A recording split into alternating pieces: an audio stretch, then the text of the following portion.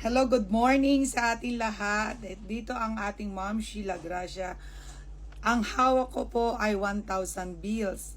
Sa lahat ng gusto ay tutulungan ko po kayo sa halagang 1,000 ay magkakaroon na kayo ng maliit na negosyo. So ano po ba ito? So comment na po kayo para matulungan ko po kayo.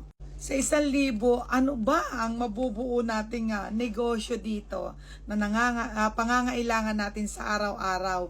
So lahat dyan sa ating comment section, ang 1,000 natin ay pwede na po kumita ng kabuhayan po, lifetime na negosyo po. Sa halagang 1,000, pwedeng lumaki at lumawak ang ating hanap buhay. Kaya tara na, subukan na natin at comment na po kayo agad dyan ha, mga madam, mga bossing, mga anak.